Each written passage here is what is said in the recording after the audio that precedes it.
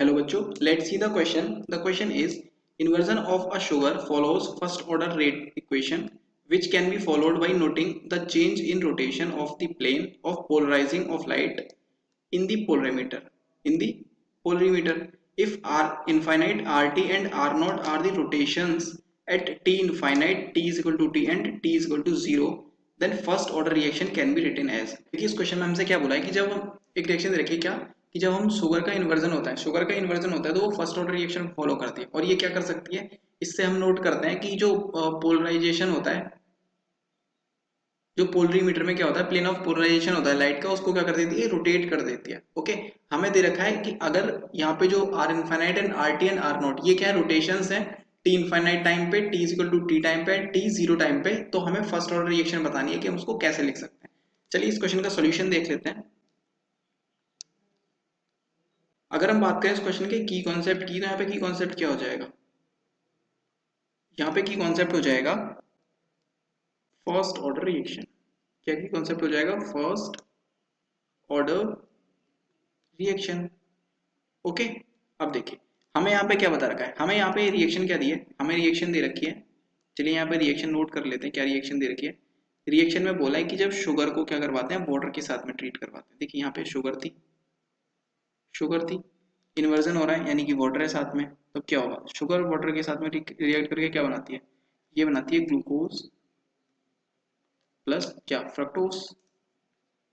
Okay, glucose और fructose मिलता है ना। अब देखिए लेट्स सपोज हमारे पास जो पहले इसकी कंसेंट्रेशन थी कितनी थी, शुगर वाली ए कंसेंट्रेशन थी, तब प्रोडक्ट क्या था, कुछ प्रोडक्ट नहीं था, जीरो थे बिल्कुल।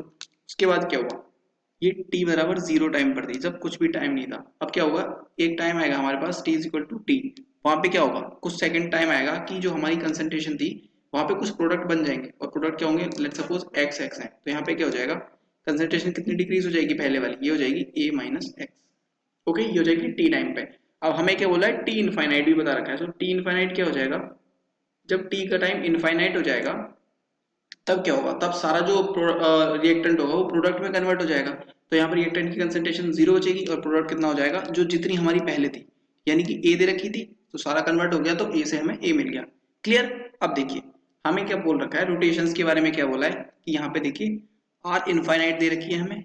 आर इनफाइनाइट क्या है, आर इनफाइनाइट रोटेशन कब है, आर इनफाइनाइट रोटेशन तब है हमारे पास जब टी क्या है, टी इनफाइनाइट है। सेम ऐसे ही क्या है, आर एफ है हमारे पास में जब टी क्या है, टी हमारे पास टोटल टाइम है।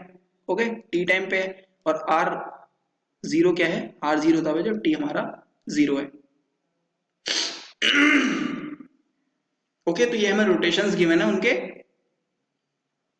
टाइम के बेसिस पे। क्लियर। अब देखिए हमने क्योंकि a माइनस एक्स लेट कर रखा है, तो हमें क्या करना पड़ेगा, x की वैल्यू पुट करनी पड़ेगी। अब x की वैल्यू क्या हो जाएगी, x की वैल्यू हम कैसे निकाल सकते हैं, अगर हम t टाइम में से जीरो टाइम को क्या कर दें, माइनस कर दें, तो हम वहां पे क्या निकाल सकते हैं, x की वैल्यू निकाल सकते हैं। ओके, तो ये क्या हो जाएगी, ये हो जाएगी हमारी R naught minus R T.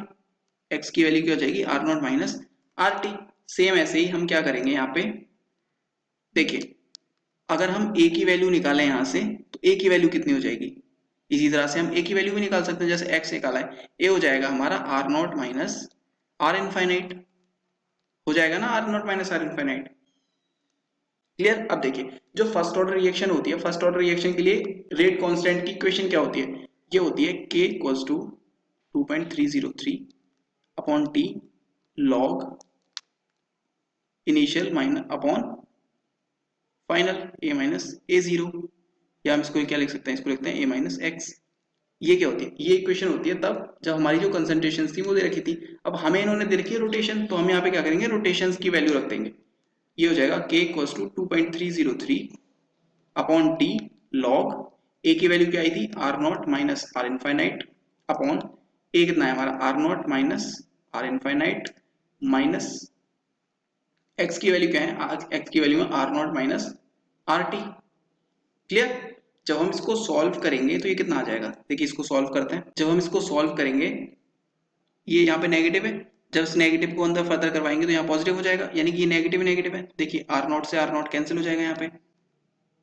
देखिए इसको फर्दर सॉल्व करेंगे तो यहाँ आ जाएगा 2.303 upon T log R naught minus R infinite upon R naught minus R infinite minus R naught and plus R T. Clear. अब देखिए आर नॉट से आर नॉट कैंसिल हो जाएगा, यहाँ पे क्या बचेगा, यहाँ बचेगा K equals to 2.303 upon T log R naught minus R infinite upon, यहाँ पे क्या बचेगा, यहाँ बचेगा R T minus R infinite. Clear. ये हो जाएगी हमारी इक्वेशन। अब देखिए ऑप्शंस में देख लेते हैं, जहां पे हमें ये इक्वेशन दे रखी होगी वही क्या हो जाएगा, हमारा आंसर हो जाएगा।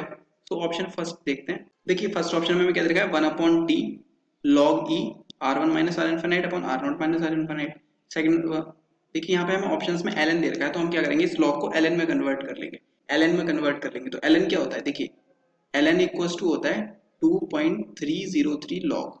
ओके, और log से ln करना है हमें, तो क्या करेंगे 2.303 से डिवाइड करवा देंगे, तो ये खत्म हो जाएगा। तो यहाँ पे क्या बचेगा, यहाँ बचेगा k इक्वल्स टू ln, यहाँ बचेगा 1 अपॉन टी ln, जो अंदर वैल्यूज थी वो R naught minus R infinite upon R T minus R infinite, ये हो जाएगी हमारी वैल्यू। क्लियर। अब देख लेते हैं ऑप्शंस में ये कहाँ पे दे रखी है, 1 अपॉन टी वाली R naught minus R infinite. देखिए जो सेकंड वाला ऑप्शन है यही दे रखी है हमें, R naught minus R infinite upon R T minus R infinite. तो सेकंड ऑप्शन हमारा करेक्ट हो जाएगा। So option 2 is the correct answer. I hope you understood it well. Best of luck.